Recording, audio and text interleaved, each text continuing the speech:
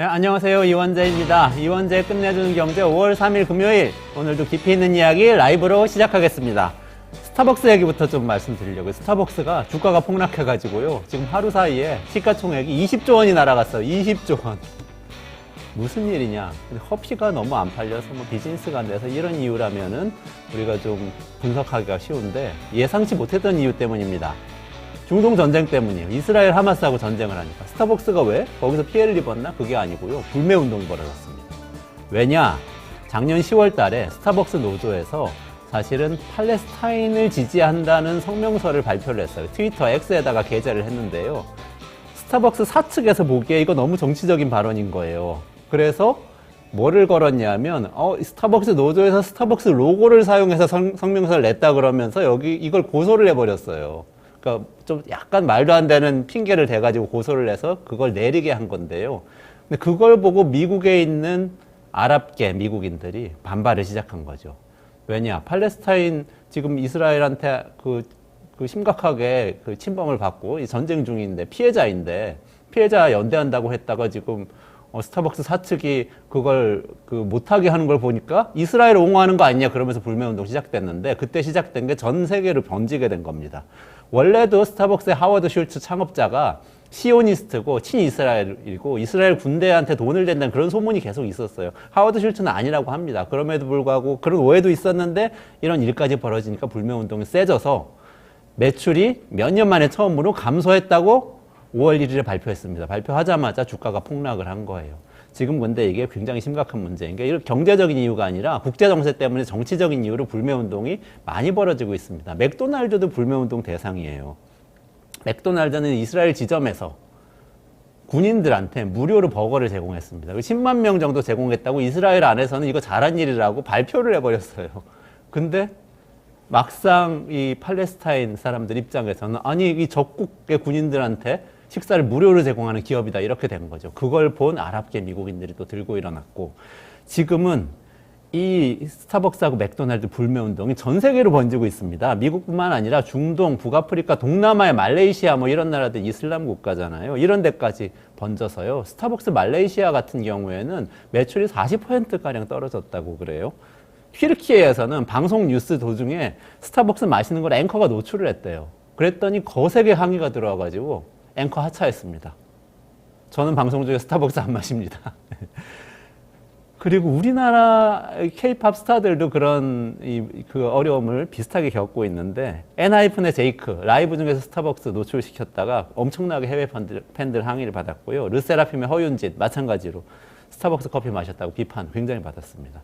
이게 지금 세계 경제가 달라진 거예요. 우리가 1990년 초반에 1950년대에 구소련이 붕괴되고 사회주의권이 몰락하고 그 뒤에 세계화기를 쭉 걸어왔잖아요. 그래서 글로벌 기업들은 국적에 상관없이 어디 가서든 장사할 수 있고 좋은 제품 제공하고 돈 많이 벌면 소비자와 투자자에게 좋은 기업이다. 그게 기업의 사명이다. 이렇게 돼 있었어요. 국적도 중요하지 않고 사회적 가치도 중요하지 않다. 이런 상황에서 바뀌고 있는 거죠. 30년 동안 지속된 세계 경제가 바뀌고 있는 겁니다. 세계화가 끝나고요. 이제 기업이 이런 질문을 받아요. 전쟁이 났는데 이스라엘 편입니까? 팔레스타인 편입니까? 여기 대답해야 돼요. 아주 잘 대답해야 됩니다. 잘못 대답했다가는 맥도날드처럼 이스라엘 군인들한테 공짜로 버거 주고 이런 방식으로 대응했다가는 굉장한 피해를 입게 되는 거죠. 기업도 정치하고 연관이 있습니다. 시장이 정치하고 떨어져 있는 게 아니에요. 기업들이 다 사회적 책임과 정치적인 성향에 대해서 질문을 받고 대답해야 되는 시대가 왔고요. 그걸 또 잘하려면 정치 문제, 사회 문제를 깊이 연구하고 고민하고 실제로 대응을 하고 있어야 됩니다. 그게 이제 새로운 시대의 기업이 될 것 같고, 이런 시대에 또 우리 기업들이 어떻게 나가야 될지 좀 고민을 하게 되는 그런 일이었습니다. 네, 오늘도 굉장히 깊이 있는 이야기 준비를 하고 있는데요. 우선 앞 시간에 홍춘욱 박사님 다시 나오세요. 그래서 고금리 시대가 계속될 것 같은데, 특히 미국 FRB에서 고금리 계속될 수 있다는 사인을 줬는데 이거 어떻게 되는 건지 같이 이야기 나눠볼 거고요. 뒷코너에 홍희경 기자님 나오십니다. 그래서 민희진 대표의 어도어 사태, 어제 이정환 기자하고도 우리 살펴봤는데, 오늘 홍희경 기자하고 같이 조금 깊이 들어가서 조직 내부의 문제 좀 살펴보는 그런 시간 갖도록 하겠습니다. 조금만 기다리시면 다시 돌아오겠습니다.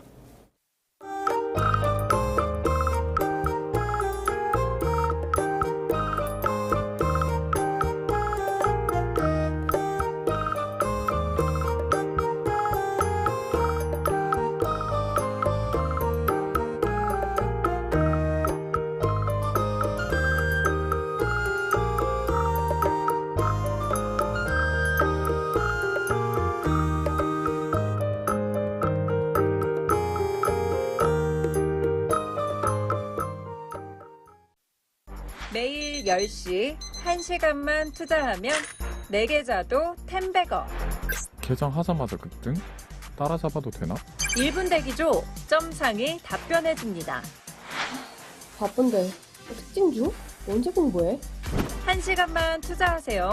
점상이 정리해줍니다. 단기로 치고 빠질 종목 없나? 매일 오전 10시 점상이 골라줍니다. 매일 오전 10시엔 점상을 잡아라. 유튜브에서 점상 시크릿을 검색하세요. 네, 이원재 끝내주는 경제, 끝내주는 인터뷰 시간입니다. 홍춘욱 박사님 모시고요. 오늘 고금리 시대에 대해서 이야기 나누겠습니다. 홍 박사님 어서 오세요. 네, 안녕하세요. 네, 그 연준의 FRB 그 의장이 지금 뭐 금리 동결 결정도 했지만 또 앞으로 또 금리 계속 안 내릴 것 같은 코멘트를 또 해가지고 굉장히 화제인데 이거 어떻게 봐야 됩니까? 예, 안 내릴 것 같습니다. 올해. 그래요? 아니 다 올해 내릴 거라고 기대하고 있었는데. 예, 뭐 인상 안 하는 것만 해도 고맙게 생각해줘라는 그런 태도가 좀 나왔죠 이번에. 그러네요. 예, 그래서 차트 한번 보시면서 같이 설명하면 좋겠는데요. 네네. 그 차트 좀 보여주시죠. 미국의 2년물 국고채 금리를 보여주는 그림인데요. 제가 이 그림을 참 좋아하는 이유가 이게 뭐냐면. 향후 그 연준의 통화정책 방향을 이 금리만큼 잘 보여주는 게 없습니다. 그러니까 이게 내려오던 추세가 끝나고 올라가기 시작했다. 금리 인하가 없다라는 쪽으로 사람들이 베팅하기 시작하는데 지금 올라가서 작년 10월 그러니까 10년물 국고금리 5% 돌파했을 때 금리 레벨까지 지금 가서 조정 중입니다. 이게 지금 올해 초까지만 해도 그럼 금리가 인하될 거라는 기대가 쭉 형성되면 내려갔다가 저 2년물 국고평채의 특성이 뭐냐면 향후 2년 동안에 정책금리 평균을 베팅하는 시장이다. 왜냐하면 단기채니까. 그렇게 보면 되는 거죠. 그래서 2025년, 26년까지 해서 만 2년 평균 금리가 얼마예요 했을 때 5%를 지금 기록하고 있잖아요. 이건 뭘 뜻하냐 하면 내년에나 인하해주고 내후년에 좀 더 인하해줘야 평균이 5%가 될 거 아닙니까? 그렇죠. 지금 5.5니까. 지금 5.5니까 평균이니까요. 예. 그러니까 이게 올해 금리 인하 없다라는 쪽으로 지금 시장의 참가자들이 다 베팅하고 있는 중인 거죠. 2년간 평균 한 5%쯤 될 거다. 이렇게 기대하고 있다. 그러면 이제 내년에 3번, 내후년에 3번 해야 5% 정도 비슷하게 되지 않겠습니까? 왜냐하면 가중 평균이니까 이게. 왜냐하면 최근에 금리가 더 좀 복리니까 최근의 금리가 더 가중치가 높거든요. 그렇게 되겠죠. 그러니까 이제 저희 이걸 이제 프라라고 부르는 그 금리의 내재 금리라고 저희들이 부르는 방식인데 그냥 별거 아닙니다. 그냥 향후 2년간의 금리에 대해서 그 거래하는 시장이 2년짜리 거래 시장인데 그 시장에 담겨 있는 지금의 사람들의 마음은 지금 벌써 5월인데 내년 이맘때나 돼야 인하해서 쭉 인하해야 평균 5%가 되는 거니까. 그러니까 내년 연초나 돼야 한번 인하 있는 거 아니냐. 이 전망이 그 금리에 반영돼 있다고 볼 수 있는 거죠. 아니 뭐 지금 금리 떨어지면 주가도 오를 거라고 전망하신 분들도 많고 또 금리 떨어지면은 부동산도 투자 대부를 해볼 때 됐다고 그렇게 기대하는 분들도 많았는데 지금 뭐 연준에서는 인플레이션이 안 잡혔다 이렇게 판단하고 있는 건가요? 그렇죠. 그러면? 그래서 미 연준이 가장 중요하게 보는 인플레이션 지표가 개인 소비 지출 근원 인플레라는 건데 그냥 뭐 이제 코어 PC라고 그러니까 약자를 쓰는 게 이제 좀 편하긴 한데요. 요거 이제 2% 달성하는 게 연준의 목표입니다. 그런데 이제 최근 들어서서 월별 상승률을 제가 그림을 준비해 왔는데 한번 보여주시면 감사하겠습니다. 그림 보고 설명하는 게 편해가지고. 그림 좀 보여주세요. 예, 저 막대기가 뭐냐면 전월 대비 상승률입니다. 그래서 2022년에 엄청났죠. 그 전월 대비 상승률이 0.6%씩 계속하고 막 그런 시기가 있었습니다. 그 월간 0.6이니까 1년이면 7, 8%. 그러네요. 그래서 저렇게 8% 갔던 거죠. 그래서 지난해 연말로 가면서 이제 0.1까지 내려온 게 보이시죠? 저 막대 그래프가 지난해 연말 올해 초에는 0.1, 0.1 계속 제일 찍고 오른쪽에서 한 대여섯 번째쯤부터 있는 거기가 올해. 그래서 미 연준이 금리 인하해 줄 거야라는 기대가 컸고 2년물 국고금리가 확 빠졌는데 최근 이제 4달 작년 연말부터 12, 1, 2, 3이 이제 우리의 기대를 또 저버리고 있는 상승이 나타나기 시작한 거죠. 그래서 매월 지금 많이 찍을 때는 0.5도 찍고 0.3을 기본으로 찍고 있으니까 자 0.3 곱하기 12 하면 연 3.6인데 복리니까 한 4% 가까이 될 거잖아요.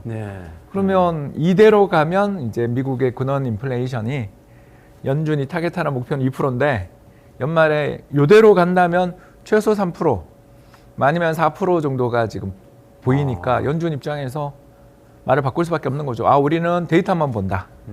계속 그 인터뷰하면서 그 파월 의장이 그 움찔움찔하면서 이야기하는 게 나는 데이터에 의지한다. 난 데이터만 보겠다라고 자꾸 이야기하는 게 저게 작년 연말에는 데이터가 뚝뚝 떨어지니까 아 좋아 나 금리 내년에 3번이나 해줄게 막 그랬는데 올해 딱 뚜껑을 열고 보니까 12월 달 그때 자기가 금리 인하해준다는 그때 12월 달부터 이미 물가가 다시 오르기 시작한 거죠. 그걸 보고서 지금 5월 달 4월 말에 열렸던 연방공개시장위원회에서 금리 인하하겠다 소리를 하기가 이거가 어떻게 될지 아무도 모르는데 여기서 금리 인하하겠다 그랬다가 만일 인상하게 되면 그 뒤에 금융시장의 혼란과 망신은 누가 책임질 거냐에 대해서 걱정되는 거죠. 그래서 요약하자면 연준 입장에서 작년 연말에 금리 물가 떨어지는 거 보고 기분 좋게 올해 3번 했는데 야 미안하다 내가 잘못 봤다 지금 이야기하고 있는 중인 거죠. 사실 뭐 작년 말 올해 초까지만 해도 연착륙이다 경착륙이다 뭐 착륙에 대해서 많이 얘기를 했는데 그러면 경기가 착륙 안 하고 있다 뭐 이렇게 봐도 되는 건가요? 노랜딩이라고 부르죠. 예, 이제 소프트 랜딩 정도도 아니고 노랜딩. 한마디로 말해서 경제가 꺾이지 않고 폭주 기관차처럼 달리고 있는 중인 거죠. 미국 경제가 지금 고용도 계속 좋은 상태인가요? 고용도 좋고 이번 나왔던 미국의 GDP도 1.6 나왔는데 네네. 그 안에 내용을 보면 3%보다 더 나왔어요. 그게 뭘 뜻하냐면 그 수출이 플러스가 났는데 수입이 더 많이 플러스. 한마디로 말해서 경기가 너무 좋아서 기업들이 보유한 재고가 급격히 감소하고 재고가 급격히 감소하는 걸 메우기 위해서 동아시아나 유럽에 있는 국가들한테 전화를 돌려서 빨리 수입 좀 물량 더 보내달라고 그러면서 무역 적자가 발생한 성장 둔화인 거죠. 그러니까 실제로 그런 부분을 감안하고 대략 성장률 측정해 보니까 3% 훌쩍 넘더라고요. 예, 그럴 정도로 경기가 좋아요. 그래서 성장률만 보고 뭐 스태그플레이션 이야기하신 분은 계신데 그분들은 이제 죄송합니다만 그 GDP의 구성 요소 하나 안 열어보는 분들인 거고요. 우리가 볼 때는 경기 과열인 거죠. 그냥 노랜딩으로 달려가는 중. 노랜딩으로 가고 있다. 저도 사실 홍 박사님 말씀처럼 그렇게 게으르게 1점 몇 프로만 보고 이제 좀 그렇죠. 이렇게 금리 내릴까 이렇게 생각했는데 말씀하신 그 부분 저희야 데이터로 먹고 사는 사람들인데 저희는 무조건 봐야죠. 그러니까 제가 말씀드리는 건 이코노미스트들한테 물으면 다른 답이 나왔을 것이다. 그냥 헤드라인만 보면 나쁘네. 이렇게 얘기할 수 있지만 안에 내용을 보니까 이거 경기가 너무 좋은데? 저는 그걸 딱 보고서 연준이 금리는 안 하겠구나. 조금 이어지는 질문이 저한테. 네. 그럼 수입을 했잖아요. 수입을 했다는 거는 예컨대 뭔가 생산해서 판매하기 위한 뭔가를 그렇죠. 가져온 거기 때문에 나중에 예를 들면 다음 분기나 다다음 분기에 이거는 GDP가 더 올라가는 걸로 귀결될 거다. 이렇게 설명할 수 있는 건가요? 특히 재화의 소비. 재화의 왜냐하면 소비. 수입은 대부분 재화니까, 굿즈니까. 네네. 그래서 지난 1분기 미국 성장률에서 재화 부분의 성장이 0이었어요. 재화에 대한 소비가. 네네. 물건이 없어 못 팔았다는 뜻이죠. 그러네요. 그러니까 재고는 급격히 감소하는데 수입은 급증했다. 네. 근데 재화에 대한 소비는 낮았다. 이거는 생각보다 강한 소비에 물건이 없어서 못 팔았고 그리고 어젯밤에 나온 미국의 구매 관리자 지수에서 응답자들이 뭐라 그랬냐면 지난달보다 이번 달 제품 가격을 인상했어요 하고 물은 질문에 62%가 예라고 답했다는 거죠. 그래요? 예, 그래서 인플레가 지금 꺾이기 어려운 거죠. 물건이 없어서 물건이 없으니까 가격 인상한다. 가격 인상하는 거죠. 우리야 뭐 알리나 테무가 있으니까 중국산 저가 공산품이 막 쏟아지지만 미국은 관세 엄청나게 때리고 있으니까 우리와 같은 그런 어떤 중국의 저가 공세로부터 상대적으로 좀 자유로운 또는 혜택을 못 보는 나라이다 보니까 이제 주변에 있는 나라들 동아시아, 한국, 유럽, 멕시코 같은 데서 수입해야 되는데 시차가 걸리잖아요. 그러니까 생각보다 올해 연초 경기가 너무 좋으니까 재고 소진, 가격 인상, 수입 증가가 연쇄적으로 벌어지고 있습니다. 만약에 그렇다면 뭐 다음 분기, 다다음 분기에 당연히 기업 매출도 실적도 좋아지겠지만 또 고용도 늘어날 수 있고 그럼 소비가 늘어나면서 인플레이션 우려도 여전히 있다. 이렇게 판단을 그렇죠. 특히 고용 비용 지수라고 해서 이제 그 사람들의 고용의 비용은 두 가지가 있는데 하나는 진짜 월급 주는 거고 또 하나는 이제 저희들이 프린집 베네핏이라고 해가지고 부가급여야 되는 거. 예를 들어서 뭐 점심값 주는 것부터 수당 올려주는 거, 체력 단련비, 체력 단련비, 뭐 도서 구입비 이런 걸 다 주잖아요. 그러니까 그걸 모두 반영한 게 고용 비용 지수 ECI라는 건데 그게 전 분기 대비 1.1%. 그러면 이제 이 속도대로 가면 연간 4% 이상 임금 오른다라는 게 나오니까. 예, 그래서 연준의 그런 FOMC 발표 앞두고 발표하기 전에 이미 미국 주가 폭락했잖아요. 그런 게 다 이제 요 징후들을 다 보니까 FOMC에서 연준이 우리한테 사탕을 줄 것 같지는 않고 채찍을 들 것 같다. 어떡하냐, 우리 큰일 났다. 이제 그렇게 걱정했는데 이제 막상 채찍은 안 휘두르시고 그냥 뭐라 그러냐면 금리 인상은 없다. 네. 인하해주겠다는 말은 이제 언젠가 그 구렁이 담 넘어가다 넘어가셨고 금리 인상은 없으니까 너네가 너무 걱정하지 마. 심지어 인상 안 하겠다는 걸 어떻게 바뀌었나요? 그걸 좋아하잖아요. 나는 저기 나오 금리 인하 지연 공식화라고 돼 있지만 사실은 그 뒤에 나온 말이 더 중요했거든요. 금리 인상은 고려하지 않았다. 그러면은 이러다가 어영부영하다가 인상 쪽으로 방향을 틀 수도 있는 여지를 남긴 그럼 건 작년 아니에요? 10월처럼 이제 또 한번 고생하러 가야죠. 근데 이제 이게 그때도 그렇지만 그런 고생은 견뎌야 되는 고생이다. 왜 그러냐면요. 경기가 좋아 인플레가 난다. 그렇죠. 이게 뭐, 주식에는 나쁘지 않아요. 그러니까 뭐랄까요. 경기가 나쁜데 물가가 오른다 이러면 큰일 나는 거고 이게 스태그플레이션. 네. 근데 지금 경기 과열.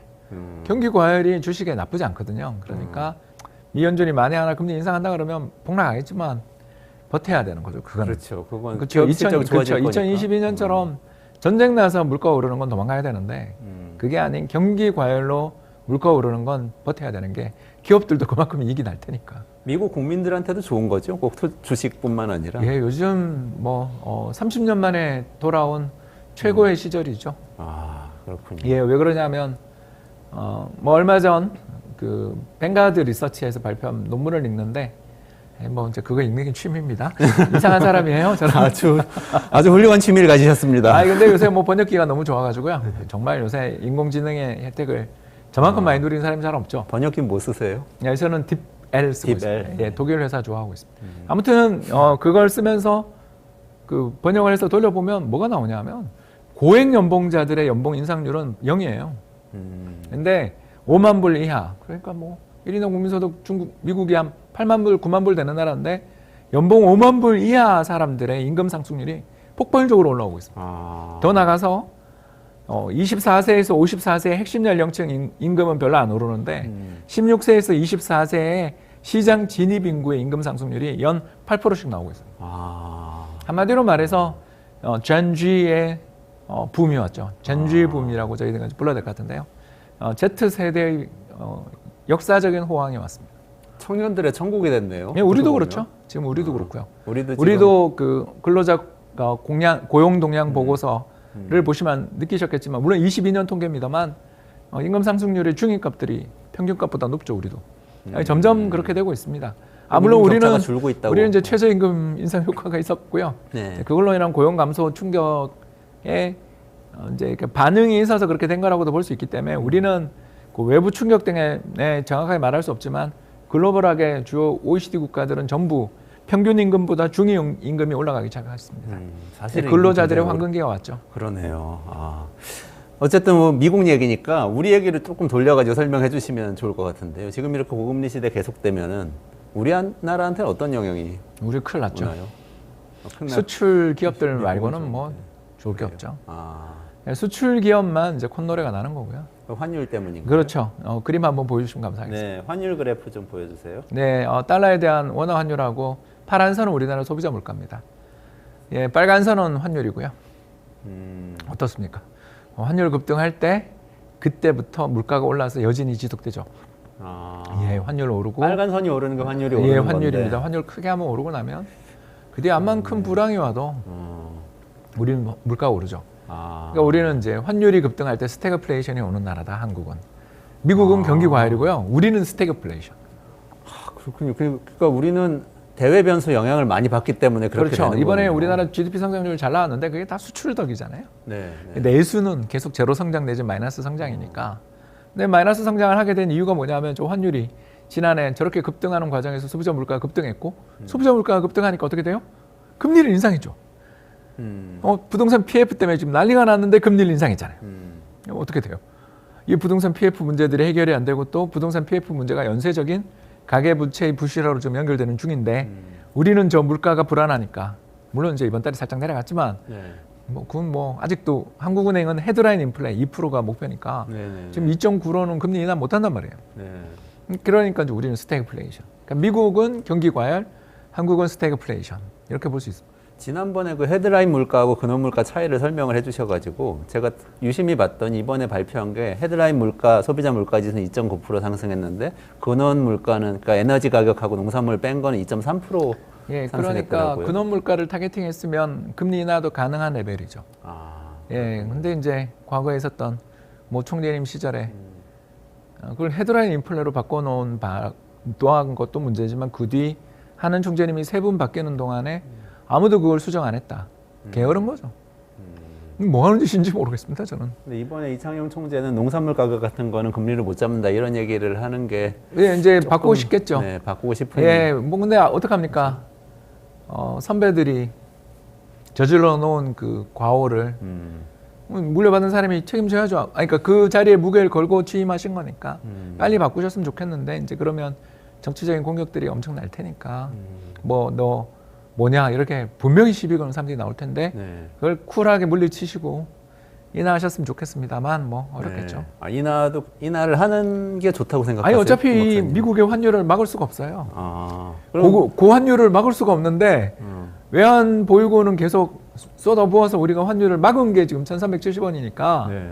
아니 뭐 금리 인하하면 위로 더 가겠지만 어떤 게 우리 경제에 더 나쁜가를 판단하는 수밖에 없는 거죠. 근데 우리 저 IMF 트라우마가 있어가지고 못할 것 같다는 거죠. 네, 그래서 이게 제가 아까 이야기했잖아요.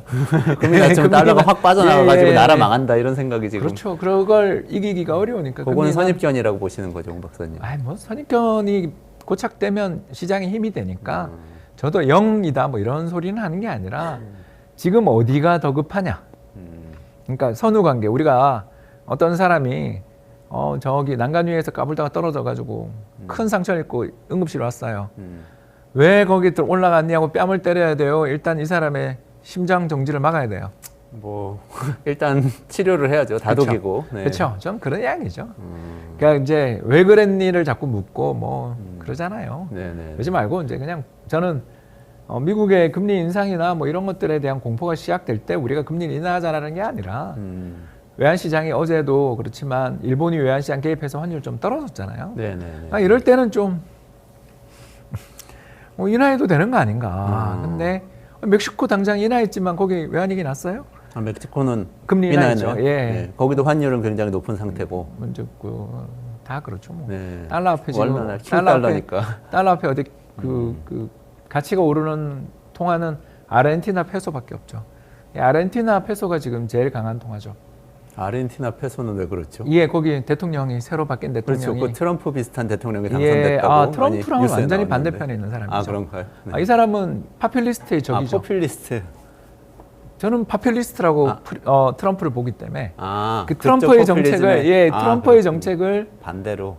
정반대로 하는 사람이죠. 이 사람은 어떻게 보면 프리드만 학파인 거고요. 그러니까 신자유주의의 원단 신자유주의자로 대통령이 돼서 지금 글로벌 투자자들에게 아르헨티나 페소가 최고의 지금 아이돌로 떠오르고 있죠. 아, 거기 그 대통령이 취임하자마자 공공기관 뭐 몇십 개 없애고 뭐 예. 정부 부처 통폐합하고 공무원 해고하고 뭐 이런 거 한 거. 예, 정말 분이죠? 잘했죠. 네. 거기 뭐 네. 나라가 완전 엉망이거든요. 아, 예, 정말 거기는 파퓰리즘으로 망한 나라이기 때문에 누군가가 채찍을 들어야 되는데 아무도 채찍을 들지 않은 채 40년을 하다가 이제 나라가 적골이 난 건데 이제 뭐 그건 또 다음에 이야기하시고요. 네. 아무튼간에 제가 하고 싶은 이야기는 금리 인하한다고 해서 환율이 치솟으면 외환위기 난다라는 건 저도 멕시코나 뭐 이런 아르헨티나는 금리 이번에 10% 내렸거든요. 아, 예, 그래요? 그런 나라들의 상황을 보면 결국 그 딱 정해진 룰이 아니라 이 나라에 대한 신뢰, 이 나라 정책에 대한 어떤 방향에 대해서 투자자들이 신뢰를 하고 믿어주느냐의 문제지.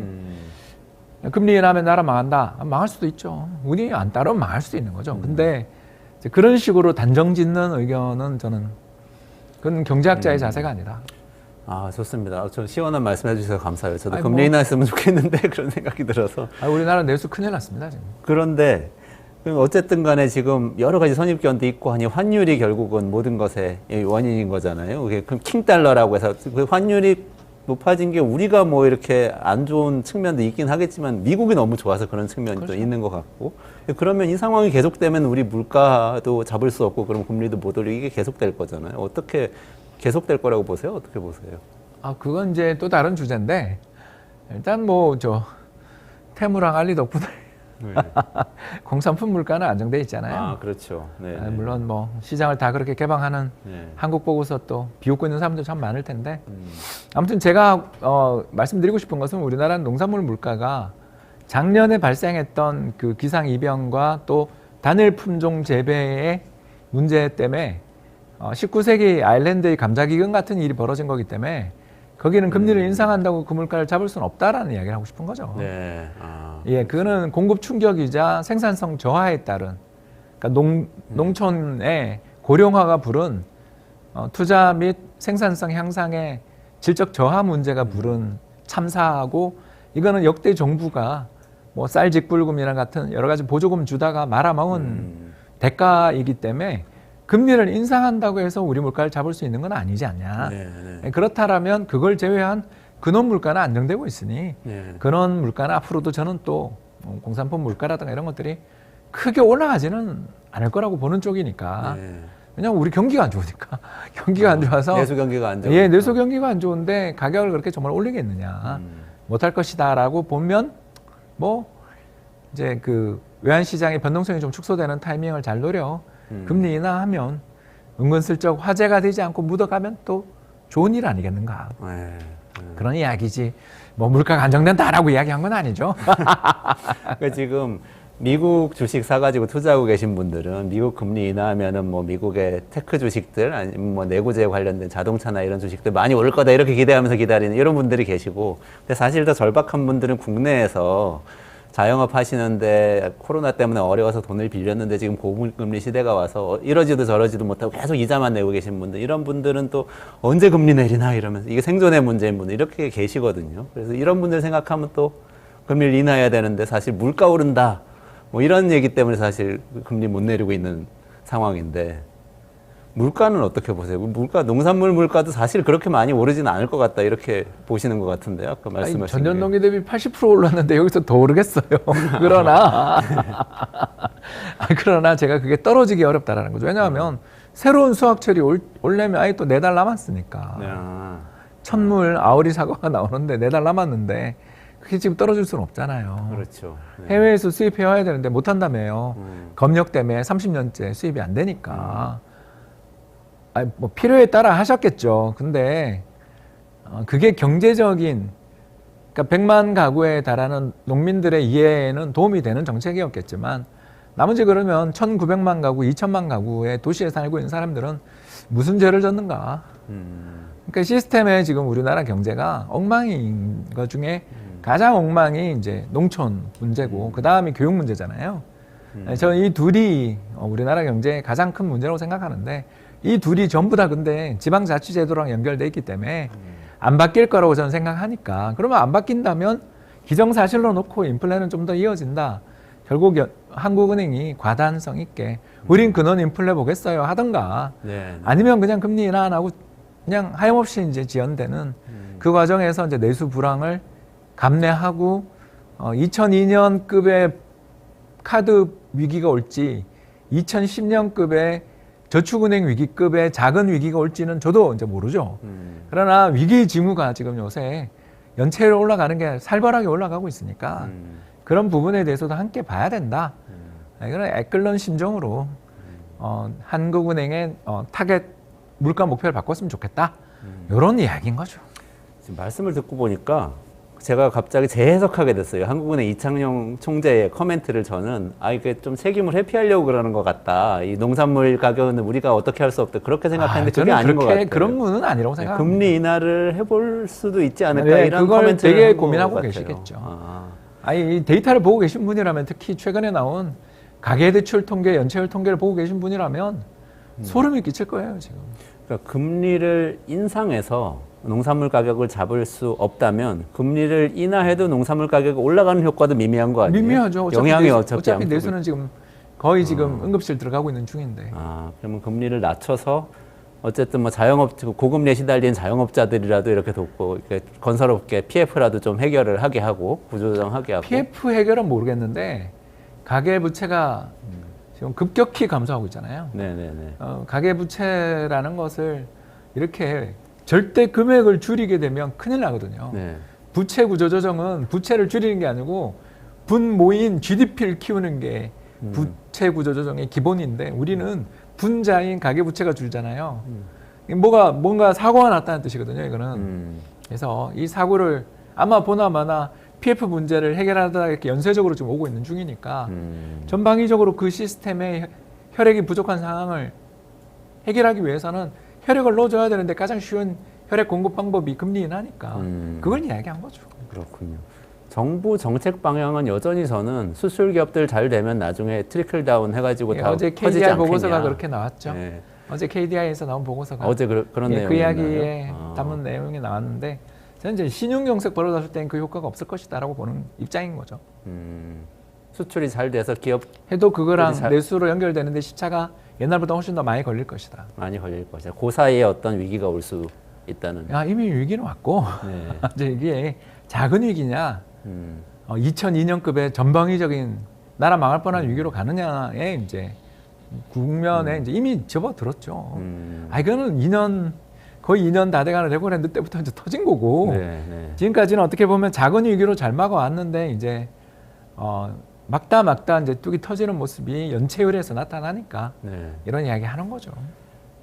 연체율 문제를 다음번에 한번 더 심도 있게 다뤄봐야 될 것 같은데요. 오늘 시간이 다 또 됐는데요. 4월달 데이터 나오면 네. 또 그때 이야기 하시죠. 네, 좋습니다. 그럼 오늘 홍춘욱 박사님하고 미국의 고금리 상황에 대해서 이야기를 시작했는데 결국 파다 보니까 그 문제가 한국 경제 위기로 이어지고 있다. 내수. 한국의 내수 경제 네, 위기로. 수출은 너무 좋고요. 수출 기업들은 잘 먹고 잘 살고 있고 원래 그런 것 같은데요. 그걸 바꾸는 키는 금리 인하가 될 것이다. 이렇게 지금 말씀해 주신 거죠. 애끓는 마음으로. 애끓는 마음으로 말씀해 주셨습니다. 네, 홍춘욱 프리즘 투자자문 대표님 모시고 말씀 나눴습니다. 네, 고맙습니다. 감사합니다. 네, 조금만 기다리시면 홍희경 기자하고 돌아와서요. 하이브 그리고 그 어도어의 이야기 이어가겠습니다.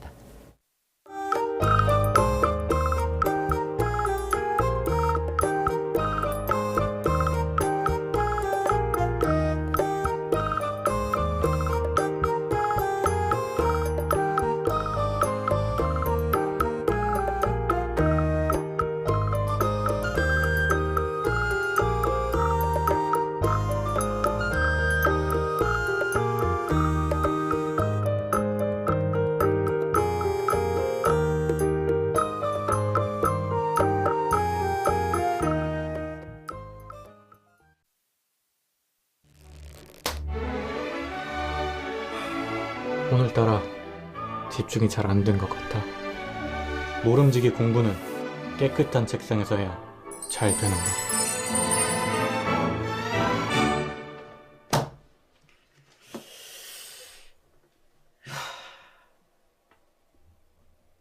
피곤한데 내일 할.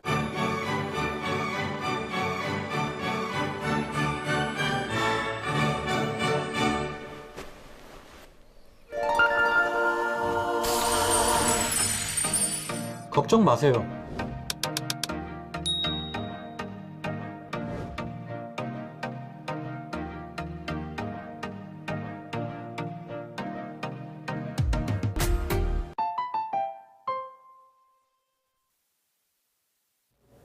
네, 이원재 끝내주는 경제 하이브와 어도어 이야기 좀 이어가겠습니다. 어제 이정환 대표하고 같이 이 이야기 나눴었는데요. 우리 엔터테인먼트 산업의 구조를 좀 이야기를 했었어요. 그래서 그 아이돌과 이 K-팝 콘텐츠가 어떻게 생산되는지, 그 기업들이 어떻게 구성되는지 살펴봤고요.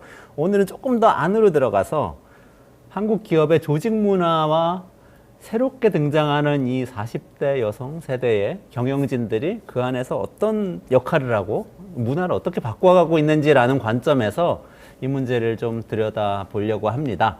그래서 지금까지 우리 검사도 다뤄주시고 교사도 다뤄주시고 의사도 다뤄주시면서 각종 조직 내부의 문화와 이 인사에 대해서 깊이 있게 이 취재해서 알려주신 홍희경 서울신문 기자님을 다시 모셨습니다. 네, 안녕하세요. 어서 오세요. 네. 아유, 이게 모든 사람들이 다 민희진 대표 이야기를 하는데요. 혹시 기자회견은 보셨어요?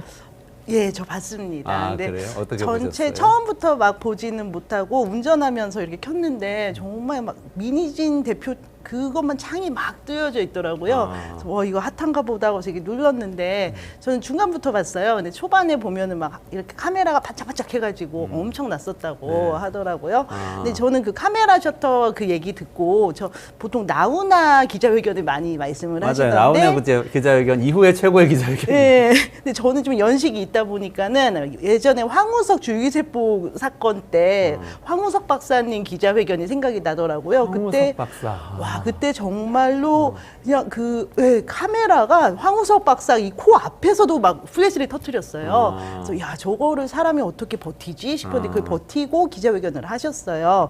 근데 민희진 대표는 버티질 않고 그냥 좀 찍지 말아주세요. 저한테 왜 그러세요? 라고 이제 딱 하시더라고요. 근데 저는 맞아요. 이게 되게 새로운 모습이다라고 생각을 했는데 이게 나중에는 태도 논란이 될 수 있겠다라는 생각은 좀 들었습니다. 근데 이제 그래요? 거기서부터 본 거는 아니고 저는 중간에 이렇게 카톡 다 올려가지고 네. 막 설명하는 데서부터 봐가지고 저는 사실은 이게 태도 논란은 좀 나중에 이제 그 카메라 얘기를 듣고서 생각이 난 부분이고 저분 되게 전략가다. 저분 지금 네, 저는 오히려 감정적이라든지 그런 거를 잘 못 느끼고 그러니까 그런 태도에서 좀 이색적이다 이런 것보다는 저분이 법률적으로 엄청나게 지금 준비가 돼 있고 전략적으로 너무 잘한다라는 생각을 좀 했었어요. 아니 사실 많은 분들이 이게 굉장히 격앙되고 욕설도 섞인 이게 너무 감정적인 기자회견이라서 이거는 너무 전통적인 문법에서 어긋난다고 불편해하시거나 시원해하시거나 그랬는데 오히려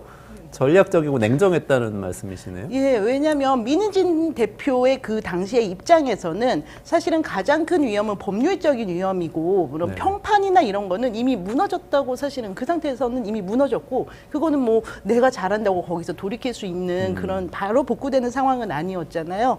그래서 잘 보면은 이분이 법률적으로 얘기해야 되는 부분들은 또 다 또박또박 다 얘기를 하신 거죠. 그래서 예를 들면 지금은 이제 그 기자회견 이후로 마치 대국민 상식처럼 됐지만 배임죄가 뭐 미수나 음모나 예비죄가 없다라는 되게 어려운 개념이었는데 모든 국민이 지금은 알게 됐죠. 근데 사실 하이브에서 그 전날까지도 회사 탈취라든지 기업 탈취, 뭐 배임죄 되게 무시무시한 말들이 나왔었는데 그거에 대해서 내가 의도가 없었고 실행한 게 없었고 뭐 그런 식으로 계속 강조를 하면서 배임죄에 대한 부분을 먼저 이렇게 없애고 갔습니다. 그 그러니까 리스크를. 배임죄라는 거는 실행하지 않고 계획만 세워가지고는 죄가 성립이 안 된다는 지금 그 부분을 본인이 사실 냉철하게 그걸 일부러 이야기한 거다. 예, 이런 말씀이신 제가 볼 거죠? 때는 그러니까 뭐 계속 사담이라든지 우리끼리 한 얘기라든지 그런 게 나왔죠. 그리고 그러면서 카톡을 공개를 하는데 이분이 한 공개는 자기 자신이 본인이 같이 그 대화를 했던 그 카톡을 위주로 공개를 했잖아요.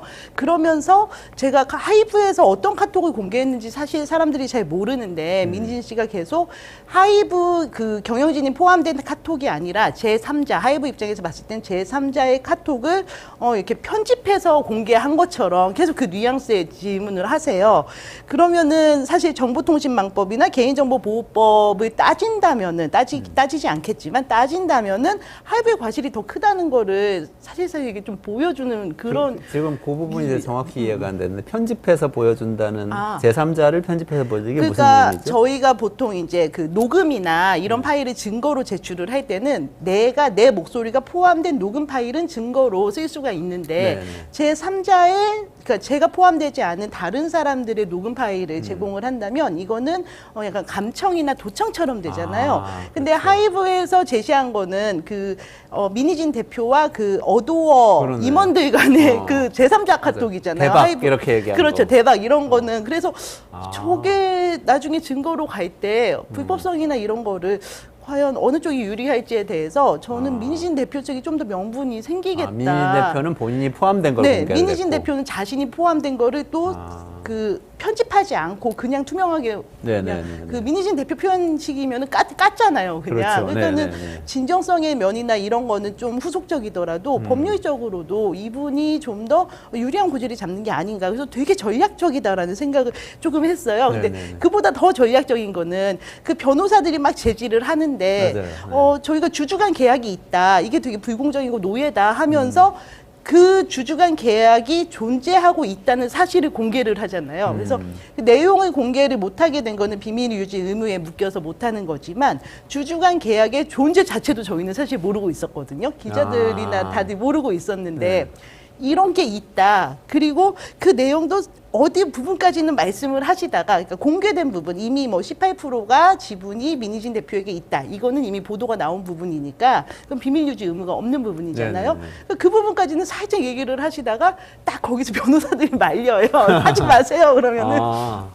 그러면은 이거 제가 참 말하면 안 되죠 이러면서 이제 멈추시잖아요. 그래서 정말 전략가다. 저게 아주 초흥분한 상태라든지 아주 감정적으로 격앙된 상태는 아닐 수 있다라고 저는 좀 생각을 했어요. 그리고 실제로 그 정도의 운을 띄우니까 이 정도의 관심이 가진 사안에서 그 정도의 운을 띄우니까는 다음날 취재를 들어가가지고 그 내용을 전부 다 취재로 저희가 알게 됐잖아요. 그래서 18% 중에서 일부는 풋옵션을 행사를 할 수 있고 그 중에 5%가 좀 분쟁 지분이 있고 이런 식의 내용을 비밀유지 조항이라는 게 무색하게 모두가 알게 됐고 심지어는 그래서 하이브 측에서 이거에 대해서 대응을 했는데 물론 하이브 측에서는 이 부분을 우리가 협상 중이었다. 민희진 대표의 의견을 수렴해서 협상 중이었다라고 되게 신사적으로 했지만 이거를 다시 돌이켜 보면은 민희진 대표 입장에서는 하이브에서 어쨌든 요거를 다시 검토하고 있다라는 거를 스스로 말을 하게 했어요. 천명하게.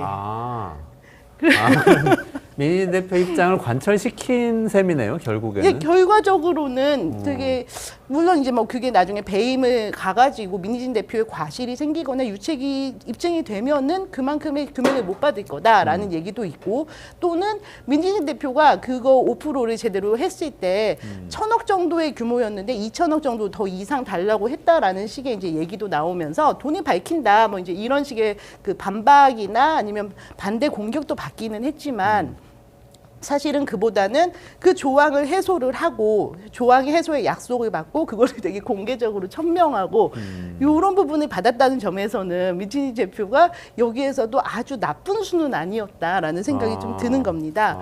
근데 민 대표 발언에 보면 실수들도 있어요. 예를 들면 소스뮤직에서 무의적 분할로 어도어를 설립을 할 때요. 그러면은 다 내가 뽑은 연습생인데 소스뮤직에서 20억을 하이브에서 소스뮤직에 준 게 너무 아깝다 이렇게 말씀을 하셨는데 그건 아마 뭐 규정이라든지 법제나 이런 거를 따지면 안 줄 수 없지 않았을까. 오히려 그걸 안 주면은 뭔가 법적인 좀 문제가 생기지 않았을까라는 의심도 들거든요. 근데 그러면서 막 하이브 박지원 대표가 이제 그런 업무를 처리를 한 건데 그 대표는 보상받을 일을 하나도 하지 않았다. 막 이제 이런 식으로 한 거는 사실은 좀 약간 또 그분은 그분의 역할이 있는 건데 그 하이브 대표님의 노력을 또 폄훼를 한 거잖아요. 그래서 그런 태도는 서로 불편하고 좀 약간 나중에 좀 뭔가 좀 소지가 될 수도 있는 부분일 것 같아요. 근데도 이제 그 민 대표라는 분이 되게 전략가라고 생각을 한 건 그렇게 좀 자기한테 불리할 수 있는 또는 이게 그냥 솔직한 심정 같은 걸 그냥 하면서도 중간중간에 유리한 부분을 계속해서 집어넣는 거예요. 예를 들면 투자자에게 DM이 온다라고 하는데 사실 뭐 그때는 공개가 되지 않은 거지만은 겸업금지 조항도 있는 거고 그리고 요 분쟁이 어떻게 될지도 모르는 거고 사실 그런데 투자 업계가 그렇게 움직일까라는 생각은 잘 들지는 않는데 일단은 뭐 또 그렇게 뭐 사실 있을 수도 있고 해서 뉘앙스를 만들었잖아요. 그러면은 기자들 입장에서는 이 발언이 또 안 믿을 이유도 없고 그러니까 매우 재미있는 박스 기사 하나가 딱 제공이 되는 거예요. 그래서 기자들 입장에서는 뭐 되게 좋은 이제 소스들이 생기는 거죠. 그래서 근데 이제 이런 부분들이 저는 그렇게 봤는데 이제 대부분의 거의 대다수는 저 톤 앤 매너에 좀 문제가 있다라고 생각을 한 거잖아요. 근데 그거에 간극을 좀 보자면은 저는 사실은 저도 40대이기 때문에 이 40대 여성 그 특유의 뭔가 같은 이런 연배이신가요, 민희진 대표? 네, 그렇습니다.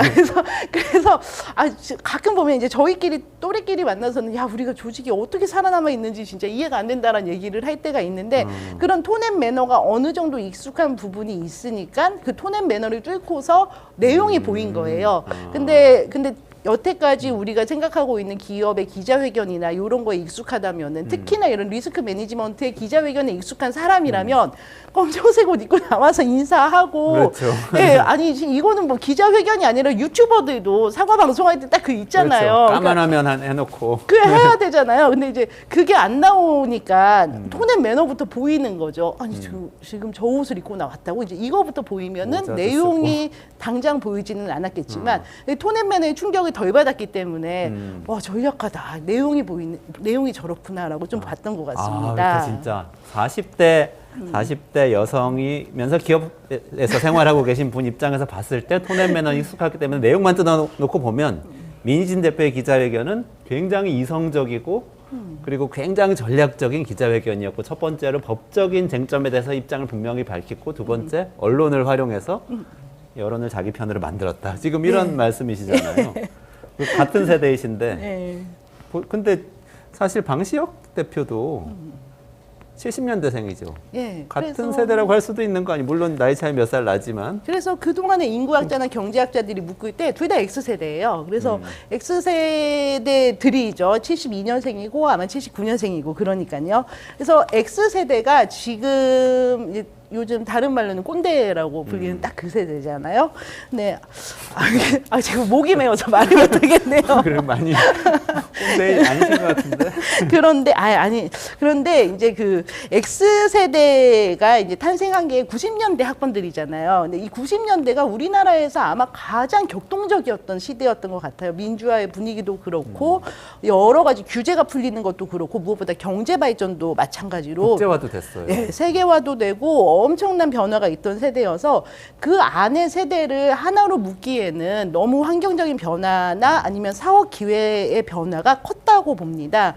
그래서 X세대까지 이제 꼰대고 MZ세대가 나오잖아요. 근데 MZ세대가 제가 보기엔 툭 튀어나온 게 아니에요. 예를 들면은 MZ세대가 이제 수가 많아지면서 회식이 줄었잖아요.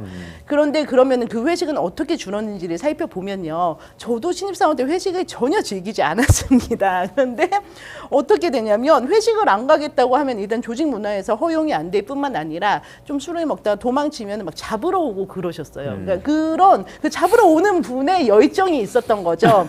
근데 제가 팀장이 된 다음에는 예를 들어 뭐 후배들한테 뭔가 또 이제 보살펴야 될 것 같으니까 저녁 먹고 갈래? 뭐 이렇게 물어보면 아니요 이렇게 얘기하면은 그래 그럼 잘 가 이렇게 쿨하게 보내주는 찐 세대의 기회네요. 예 그렇죠.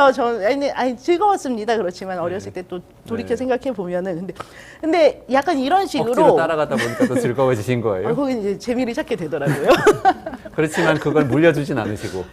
그렇죠. 근데 그 기분을 생각을 하고 있는 거죠. 근데 이런 식으로 어쨌든 MZ세대가 저는 회식이 싫습니다. 저는 고기가 싫습니다. 이렇게 얘기하면은 그거를 받아주는 세대가 있었기 때문에 서로 이게 짝을 이뤄가지고 문화가 바뀌었다는 좀 생각이 들어요. 그러면은 저를 잡으러 왔던 그 X세대 전반부와 이렇게 그럼 집에 가 안녕 이렇게 얘기해주는 X세대 후반부에는 분명히 큰 문화 차이가 있다고 보는 거죠. 그리고 그것은 90년대 동안에 문화가 정말 빠르게 바뀌었기 때문에 많은 생각들도 빠르게 바뀌었고 그게 그동안에는 크게 드러나지 않았지만 이제 70년대 후반생들 그러니까는 90년대 학번 뒤쪽 학번들이 간부가 되면서 조금씩 더 변화가 빨라지고 있는 그런 느낌이 있습니다. 그러니까 그분들이 다 성장해서 이제 기업의 간부가 된 상태인 거죠. 70년대 후반생들이 이제 간부가 다 되신 거잖아요. 그렇습니다. 그러네요. 그런 상황에서 그러면 지금 벌어지고 있는 이 상황을 어떻게 해석할 수 있어요? 지금 민희진과 방시혁 사이의 이 문제를. 이거를 이게 엔터테인먼트 업계에 대해서 저희가 잘 모르잖아요. 게다가 최근의 경향은 더 몰라서 조금 더 이거를 쉽게 알 수 있는 방법이 뭐가 있을까라고 생각을 하다가 제가 생각한 거는 뭐냐면 그 다음 카페나 네이버 카페가 있었잖아요. 이 90년대 학번들이 그거 카페 주인장 하던 사람들이어가지고 그걸로 좀 예를 들어보려고 합니다. 72년생이 방시혁 의장이 72년생인데 이 세대도 정말 엄청나요. 뭐 서태지, 유재석, 배용준, 장동건 이런 분들은 그냥 인기가 있고 이런 게 아니라 문화 자체를 하나를 바꿨잖아요. 그러면은 민희진 씨 그 시대 민희진 씨 연령대인 79년생들은 비슷한 시기에 뭐라고 있었냐면은 뭐 양파, 강타, 뭐 이효리 씨도 아마 뭐 이럴 때라서 진짜 가수하거나 매니저 하거나 아니면 진짜 열심히 팬덤 활동을 하고 있거나 이런 시기였어요. 그러니까 뭔가 그 나이 때문에 생기는 그 연령에 따라 생기는 그 기능 둔화가 있었겠죠. 그런데 이게 또 연식이 너무 나오는 표현이기는 한데, 그럼 일반적인 대중들은 주로 이제 어떤 활동들을 하고 있었냐면은 혹시 그 네이버 카페, 다음 카페 C샵이라고 아세요? 맞아요. 시사 총무 같은 거죠. 간사. 예, 맞습니다. 뭐. 그러니까 그 주인장 개념입니다. 네. 그래서 그러니까 72년생 이런 쪽이 뭐 91에서 한 95학번, 96학번 요렇게 되는 분들이 그러니까 온라인에 그러니까 정보 비대칭 때문에 불편을 겪는 거를 카페로 만든 세대들이에요. 예를 들면은 나 여행을 하고 싶은데 항공권을 꼭 가서 저렇게 끊어야 되나? 항공권 어디가 싸지? 요거를 보려고 항공권을 비교하는 카페를 만든다든지. 맞아요. 지금처럼 비교 사이트가 생기지 않고 그럴 때 맞습니다. 얘기죠. 예. 네. 그리고 그때 카페뿐만이 아니라 뭐 게시판 같은 것도 되게 활성화됐어요. 맞아요. 그래서 네. DC 인사이드라든지 딴지일보 같은 게 그때 이제 막 생기는 거죠. 네. 그리고 그거를 만든 게 90년대 초반 학번들이에요. 그러면은 90년대 후반 학번들은 어떤 일을 했냐면은 거기 이제 부시샵이 됩니다. 부시샵. 그럼 시삽 예. 밑에 있는. 예, 아무래도 뭐 이제 그 사람들이 많이 몰리다 보니까는 여러 가지 분쟁이 생기고 또는 그냥 절차적이나 행정적인 문제도 해결해야 되고 그런 보통의 모임으로 치면은 간사나 총무 역할을 맡게 되는 이쪽에 거죠. 간사나 총무군요. 그렇죠. 시삽은 회장님 예. 이렇게 되는 거네요. 근데 지금은 저희가 데이터가 많으면은 이게 사업이 되고 돈이 된다고 하지만은 그 당시에는 사람이 많으면 돈이 되고 사업이 됐었잖아요. 그래서 실제로 여기 어때라든지 아니면은 뭐 여기 어때 같은 그런 카페 기반 사업들이 상당히 많이 나타난 거죠. 유학원도 그렇고 예를 들면 중고나라도 원래 카페였잖아요. 맞습니다. 중고나라도 예, 중고나라 지금도 카페로 하고 있고 카페 운영하고 근데 있고 큰 기업이 됐고. 그렇습니다. 이미. 맞습니다. 그리고 뭐 예를 들면 외국에 나가가지고 뭐 유로 바이크던가 자전거 여행하는 이 가이드 하는 거 이런 네네. 것도 이제 카페 기반으로 돼 있고 그런 사업들이 많았어요. 근데 그런 사업들은 그러면은 카페 시삽들이 아무래도 사업화를 추진을 하게 됐을 겁니다. 그리고 실제로 이 카페가 명성을 얻으려면은 우리 시삽은 정말 훌륭하고 대단한 사람이야. 투자 기회도 이 사람한테 오면은 참 좋을 거야. 이런 식의 정말 카페 회원들이 모두 이분에게 되게 신뢰를 해주고 리더십을 인정해주는 그런 분위기가 됐을 거예요. 하지만 카페 안에서는 되게 많은 일이 있었을 테고 부시삽들이 그런 많은 일들을 해결을 하는 일을 했을 거예요. 그래서 약간 역할이 나눠지게 됩니다. 카페 시삽들 같은 경우에는 투자를 끌어오거나 외부 문제를 해결할 때 결정권을 갖거나 아주 복잡한 문제에 대해서 딱 결단을 내려주거나 이런 거를 하는 거고요. 부시삽은 회사 유지를 위해서 엄청나게 이제 많은 잡밀 내지는 이제 세부적인 업무들을 하게 되죠. 카페를 유지하기 위해서 이런 그렇죠. 사람도 그래서 관리하고 뭐. 아마 사람들 카페 회원들 개개인은 부시삽이 더 많이 알고 있을 거예요. 그런 체제가 될 거예요. 그래서 사실 시삽과 부시삽은 항상 사이가 좋을 수밖에 없죠. 이건 거의 뭐 브로맨스 관계가 되지 않겠습니까? 네. 아무래도. 그래서 또 그 되게 잘해줄 거예요. 그런데 카페 부시삽이 이런 게 어려워요. 이런 게 힘듭니다. 까지는 어느 정도 괜찮은데 이제 자기 몫이 달라고 하거나 아니면은 제 역할을 한번 숫자로 따져가지고 해주세요라는 식으로 비즈니스 마인드로 들어가면은 시삽 입장에서는 약간 모멸감이 느낄 정도로 불쾌해지는 경우들이 꽤 생기게 됩니다. 왜냐면은 시삽이 하는 일은 주로 투자를 끌어오든지 아니면은 외부 미팅을 하든지 되게 눈에 띄고 사업을 확장시키는 일인 반면에 부시삽의 일은 그 안에서 조직을 잘 유지를 시키는 일이잖아요. 그러니까는 시삽이 보기에는 너는 그냥 시키는 일을 좀 한 거지 뭘 그렇게 네가 창의적이고 열심히 뭐 돈이 되는 일을 한 건 아니지 않나라는 생각이 들 수가 있는 거거든요. 그래서 이거의 그 시각차가 생각보다 커가지고 실제로 카페가 이것 때문에 많이 무너지고 하기도 했어요. 그래서 저희가 이제 주로 드는 예로 왜 달콤한 인생에서 김영철 씨가 너는 내게 모욕감을 줬어 이렇게 얘기를 하는데 그 말을 들은 이병헌 씨는 자기가 준 모욕감이 뭔지 끝까지 영화 끝날 때까지 모르잖아요. 그래서 나중에 이제 마지막에 어렴풋이 아는데 이병헌 씨가 거기서 너무 화를 내는 게 아니 이런 사소한 것 때문에 약간 이런 거 약간 이 감정 싸움에 이제 끝판왕이 가면 그렇게 간다고 보는 건데요. 근데 이거를 그냥 시삽과 부시삽의 갈등, 개인적인 갈등 내지는 성격 차이 이렇게 보기에는 조금 세대를 더 씌우면은 조금 더 다르게 보이는 부분이 있어요. 아, 그래요? 어떻게? 민희진 대표가 어떤 얘기를 기자회견 중에 했냐면 저는 이 표현이 되게 재밌었는데 녹는 종이 이런 걸로 장난을 치지 말고 ESG 경영 좀 하세요. 이 얘기를 하잖아요. 네. 이게 보면은 자본주의 역사를 보면은 저희가 주주 자본주의가 한참 이제 득세를 하다가 그러다가 ESG 경영 내지는 이해 관계자 경영이 나오잖아요. 네네네. 이게 약간 카페 시삽이랑 부시삽이랑 조금 비슷합니다, 구조가. 그래서 주주 자본주의는 투자자를 만나고 거기서 새로운 사업 기회를 찾고 투자를 유치하는 이런 게 매우 주주를 위한 활동으로 보이잖아요. 근데 부시삽처럼 이제 이해 관계자 자본주의는 그런 카페의 활동 이유는 우리가 행복하기 위해서고 이거의 이해 관계자들이 모두 행복하기 위해서고 그렇기 때문에 여러 사람들의 사정을 다 세세하게 봐줘야 된다라는 개념이 들어가잖아요. 그래서 90년대 전반부 학번 경영진이 볼 때는 ESC는 저게 이룰 수도 없는 건데 너무 가식적으로 얘기한다라는 환경, 사회, 뭐 지배구조 네. 이런 것까지 다 생각해서 노동자, 환경 다 생각하면서 경영해야 된다 이런 그러니까 얘기가 ESG 경영인 거죠. 네, 그래서 아니 저게 돈도 안 되는 거를 저렇게까지 열심히 하는 거는 좀 가식이다라는 식으로 보기가 쉽고 반면에 이 부시삽의 경험을 지닌 이런 쪽의 세대에서는 ESG야말로 생존인 거예요. 왜냐하면 이게 무너지면 조직도 무너지기 때문에 그렇습니다. 그래서 민희진 대표가 말씀을 하시는 게 약간 저는 부시삽의 멘트 같다라는 생각을 많이 했는데 예를 들면은 너무 내용이 세세해요.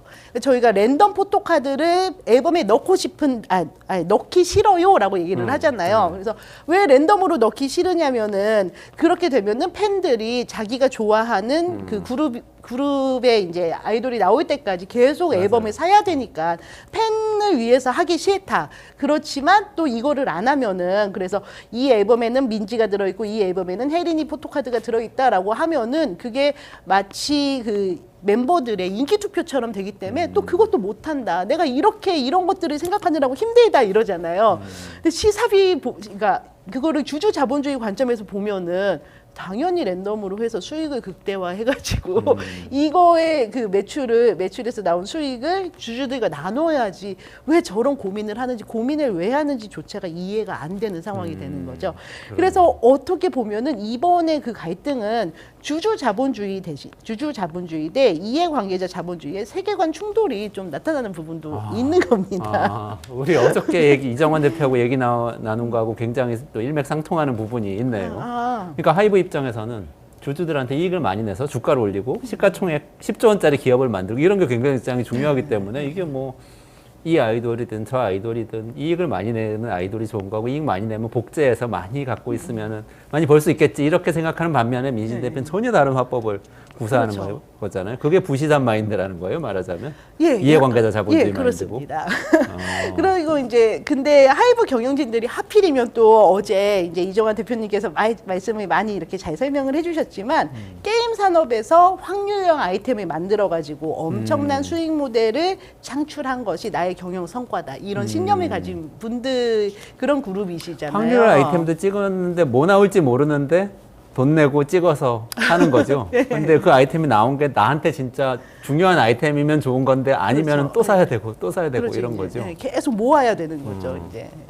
그렇죠. 그래서 돈은 많이 벌 수 있으나 게이머들한테는 정말 안 좋은 평판을 얻고 있는 거죠. 네.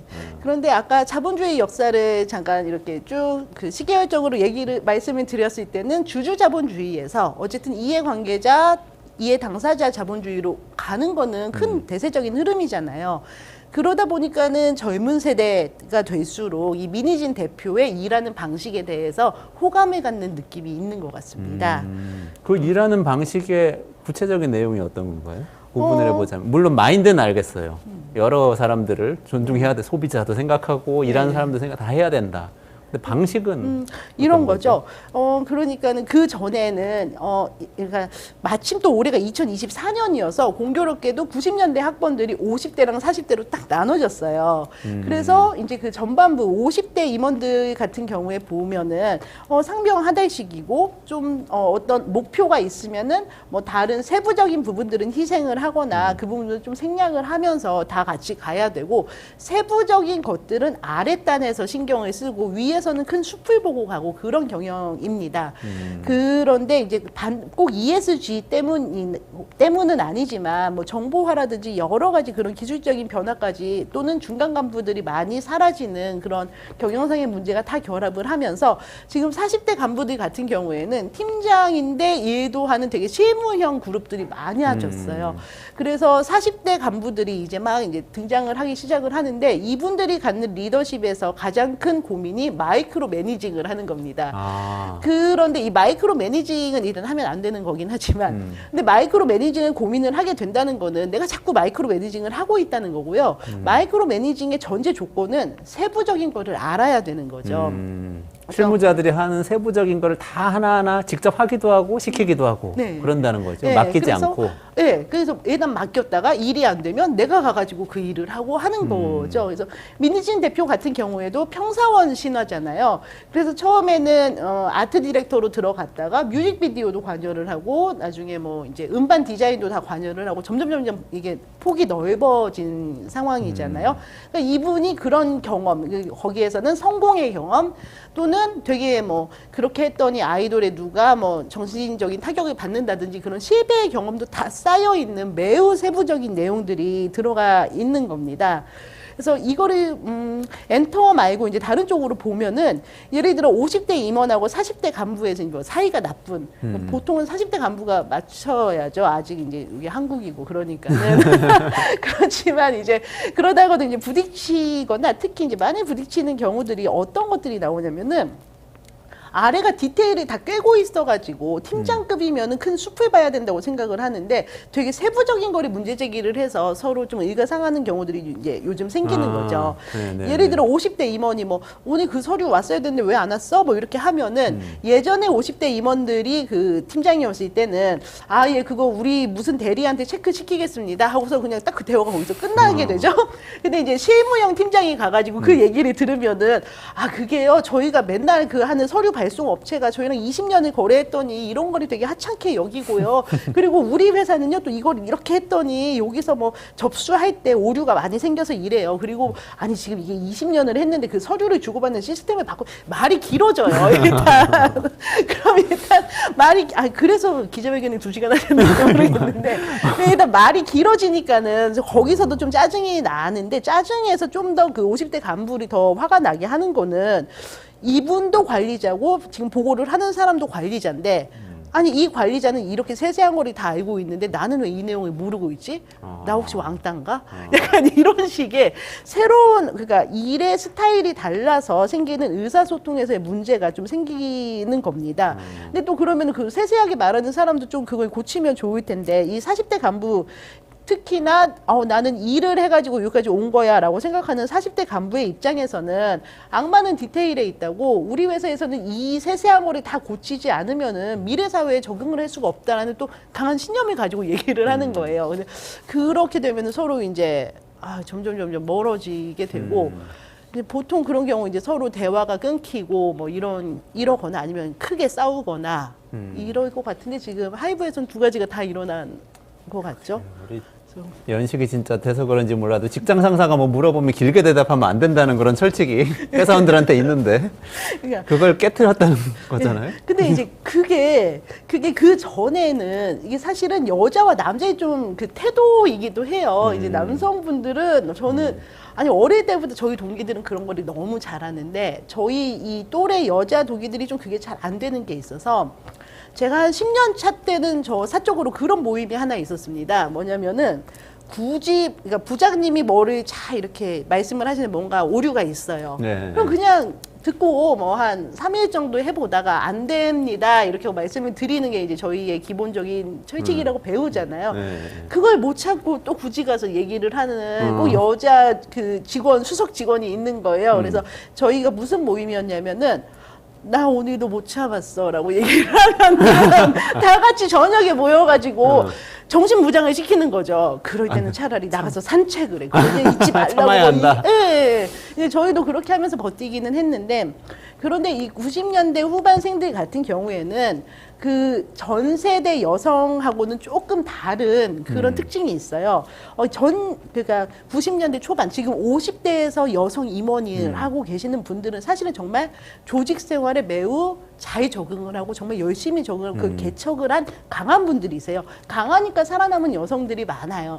맞습니다. 또 남성들 사이에서 남성처럼 또 네, 행동하기도 그 문화도 하고. 하고 그러면서 또 여성 후배들도 다 챙기고 막 그렇죠. 그러면서 되게 리더십을 발휘한 그런 분들이에요. 근데 이분들의 사실 입사 경로부터 보면은 이분들은 100m 달리기 선상에서 출발을 했다고 저는 좀 그렇게 비유를 합니다. 그러니까 예선전 거치고 컷오프 거치고 그래서 딱 8명이서 막 뛰는 데서 1등 해가지고 계속 1등하고 요렇게 갔다면은 그 90년대 후반생들이 이제 입사를 했을 때, 그러니까 2000년 전후반부터 해서는 제도적인 배려나 아니면은 그런 사회적인 인식이 많이 달라졌을 때였기 때문에, 되게 다 같이 마라톤 뛰듯이 좀 때로 모여가지고 달렸다고 할까요?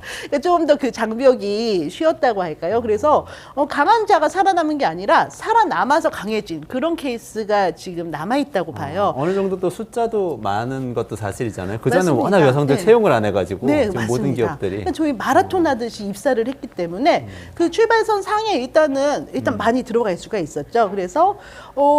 그래서 그때 선호 직장이 20년 전에 선호 직장이 주로 CJ라든지 아니면 공무원 이런 쪽이었잖아요. 특히 공무원 같은 경우에는 시험으로 보기 때문에 여성들이 합격률이 점점 높아졌습니다. 그래서 지금 보면은 CJ나 아니면은 공무원 이쪽에서는 곧 임원이나 아니면은 곧 간부, 곧 실장급이 될 분들이 되게 많아졌어요. 네. 갑자기 많아졌어요. 그러니까는 그래서 저희가 계속 그러니까 여성의 날마다 OECD에서 여성 임원이나 여성 간부가 적은 나라로 정말 우리나라 맨날 꼴찌하잖아요, 거기서. 확고하게 1등이잖아요. 근데 이게 생각보다 되게 빠르게 바뀔 수 있게 될 것 같고, 그거를 이룬다면은 그 임원 바로 아래 직급인 이 부장에서 어쨌든 이제 마라톤 하면서 어쨌든 지금 한 42km 정도까지는 살아남아서 온 그 층이 많기 때문에 그게 갑자기 바뀔 가능성도 있고, 그렇다면은 민희진 대표와 같은 톤앤 매너를 갖춘 사람들을 생각보다 더 자주 보게 될 수도 있는 겁니다, 저희가. 갑자기 확 실감이 나는데요.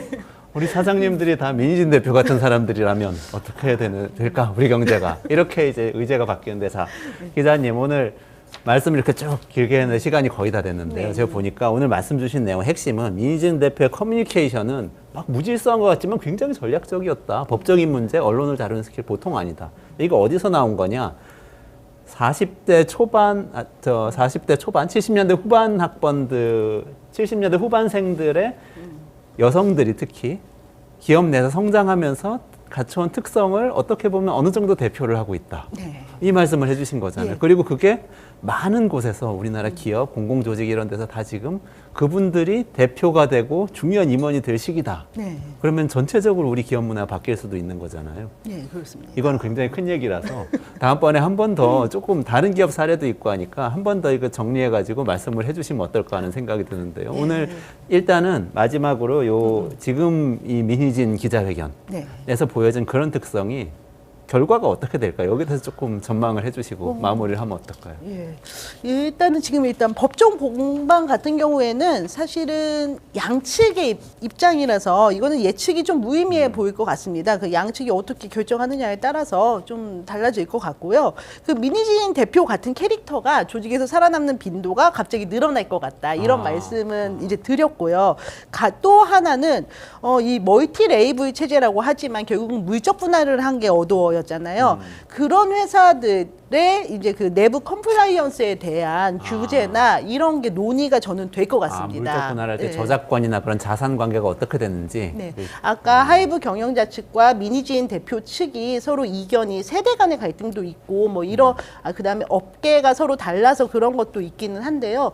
굳이 여기서 제가 좀 따져보자면 팔이 안으로 굽는 것도 있지만은 사실 지금 룰을 깬 쪽은 하이브 경영진 쪽이라고 저는 생각을 해요. 왜냐면은 민희진 대표가 이제 가장 크게 내세웠던 주장은 그 동생 그룹이 표절을 했다. 그렇죠. 아류 그룹이 네네. 나왔다. 네. 그것도 멀티레이블 체계에서 나온 것은 좀 문제가 있다라고 이거 얘기를 했잖아요.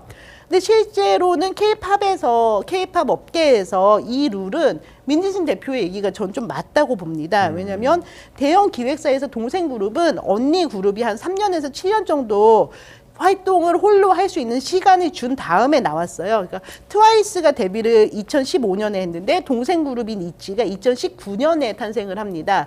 근데 그 둘은 조금 성격이 다르거든요. 그리고 블랙핑크가 데뷔를 2016년에 하면은 동생 그룹 베이비몬스터가 여기는 좀 되게 이미지가 비슷한데 2024년 올해에 나왔어요.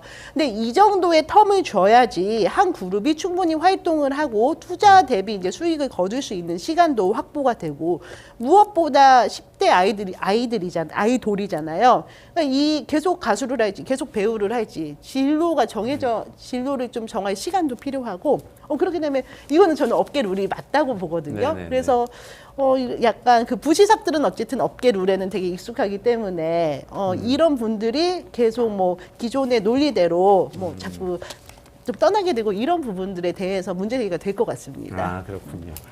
네, 오늘 너무 말씀 잘해주셔서 쉴 새 없이 막 달려오다 보니까 시간이 금방 다 돼버렸어요. 오늘 민진 대표의 사건은 그냥 단순히 민진과 방시혁 하이브 사이의 사건이 아니고 우리 사회의 큰 조직 문화의 변화를 가져온 사건일 수 있다.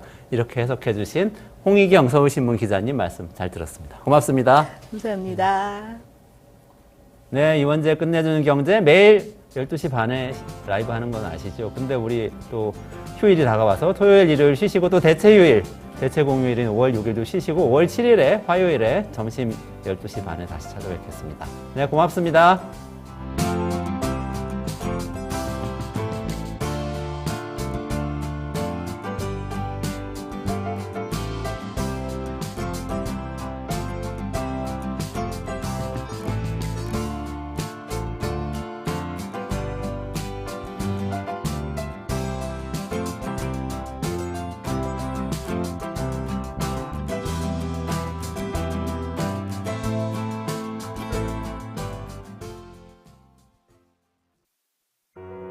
우리 아이 재단에서 뜻을 함께할 정기 후원자분들을 기다립니다. 우리 아이 재단은 한반도 어린이를 위한 재단입니다. 배고픈 어린이들에게 영양 가득한 국수를 보내고 영유아 자폐 조기검사 지원, 베이비박스의 이유식 정기 배달, 중증장애 미취학 아동들을 지원하고 있습니다. 따뜻한 손길을 이어주는 분들께 우리 아이 팔찌와 감사 선물을 드립니다. 지속적인 지원을 통해 더 많은 어린이들에게 도움을 줄 수 있도록 정기 후원자가 되어주세요. 후원 문의 02-2128-3344, 2128-3344